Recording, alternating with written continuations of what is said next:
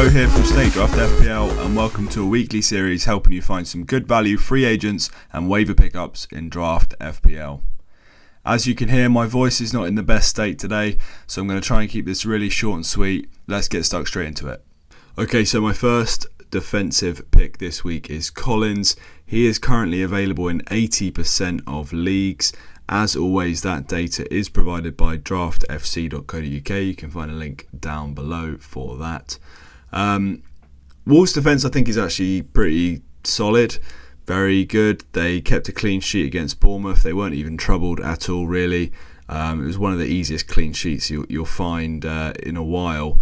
I think Collins is the pick I've gone for today just because I think he's the most free, but Kilman and Johnny are both also good options as well if they're free in your league. The right back slot is a little bit more up in the air. Aït-Nouri had a decent start to the season, but now Semedo's back fit. Semedo started midweek, only played 60 minutes and then came off for Aït-Nouri, so that is a spot I'd probably just avoid, to be honest, because it's not really worth it over the other three options. Wolves have got Saints at home this week. It's a great fixture from a defensive point of view. Saints have hardly been lighting it up going forward so far, so I think it's a pretty good idea to nab one of these boys this week. Second pick is Nico Williams of Forest. Forest defence has actually been really tight at home, and I fancy them to keep quite a few clean sheets at home in the league this season. Obviously, it's Bournemouth arriving for them this week. Bournemouth, obviously, the Scotty Parker's been sacked. 0-0 against Wolves, they created basically nothing. I do fear for them this year, and I fancy Forest to have a good chance at a clean sheet this week. Williams specifically has been very, very attacking. He's by far their most attacking defender. He bombs forward from that wing-back slot, and I do fancy him to get quite a few attacking returns this year, so I think he's an absolutely brilliant pickup this week, someone I'll definitely be going for in a couple of leagues. He's currently available in 64% of leagues, so quite a good chance that you'll be able to pick him up. Next up, we have Estupinan. You know I can't resist a Brighton defender. I think they're just so steady and solid. Anytime they've got a home fixture against a non-top 6 side, I fancy them to have a good chance at a clean sheet. It's Leicester at home this week, which is, like I said, a pretty good fixture for Brighton. Estupinan himself has been quite attacking. He won the penalty for Brighton in the last game week, and he's really playing quite advanced in that left wing back slot, so I fancy him to get quite a few attacking returns this year as well. He's currently available in 73% of leagues, which is pretty good considering most of the other Brighton defenders are starting to get picked up quite a lot now, and he may well be the best one. Just a quick interruption, a couple of things I forgot to mention in the intro. First of all, my Twitter DMs get quite hectic around the waiver deadlines, people asking for advice, so I would say if you get an automatic response from me on Twitter, it doesn't mean I'm not going to reply, it just means that I may not get time if it's very busy. Hands down, the best way to pick my brains is in our Discord via the Patreon in the link below. Failing that, if you're not interested in that, the YouTube comments is the second best place. I try and respond to every single YouTube comment. I don't always get round to the replies because the YouTube comment system is just bad. The second thing as well is I've slowly started working on an updated Draft FPL player rankings. I think I've currently got 180 players in there at the moment.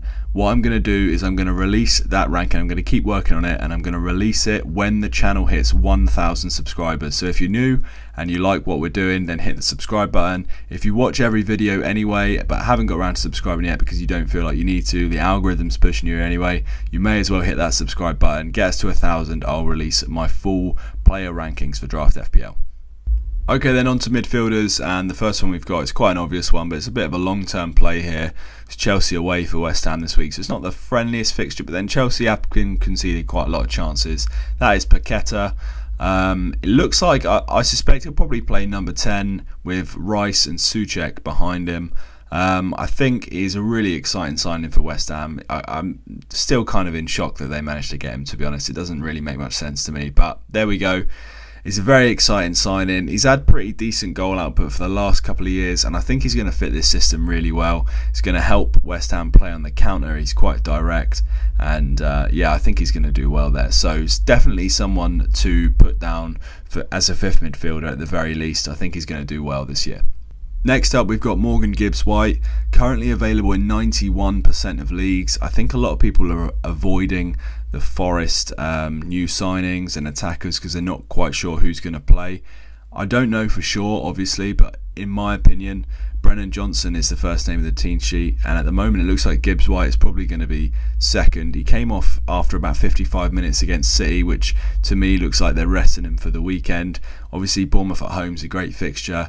I think it looks like they're probably going to start with a front three of maybe Gibbs-White on the left, Johnson up front, and someone on the right. Could be Lingard, could be Dennis. That's what it seems like to me. I think Gibbs-White is going to have a lot of attacking opportunities, to be honest, in this system. So I do think he is actually a pretty good pickup, and their fixtures have got a lot better. So definitely someone I've got my eye on. Final midfielder this week is Sinistera. Looks fit, looks firing, ready to go. Obviously, he started on the bench the first couple of weeks for Leeds, but I think he's definitely up to the pace now and ready to go.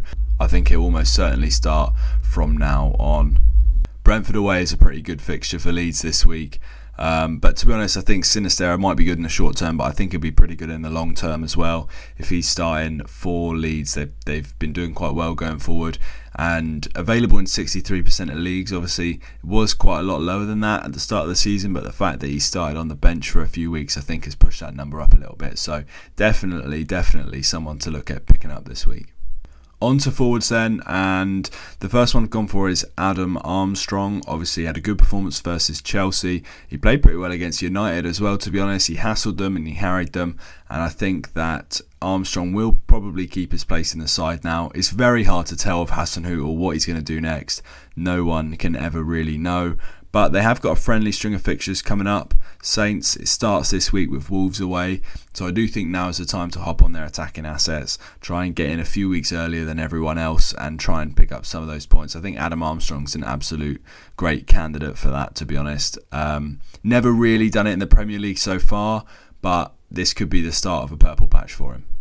The last one this week is obviously an absolute punt, available in 87% of leagues, and I wouldn't really go there unless you absolutely need a forward. But to be honest, I think Broja played pretty well against Saints when he came on in the last game week, and I think I would say there's a decent chance that he keeps his place for the West Ham game.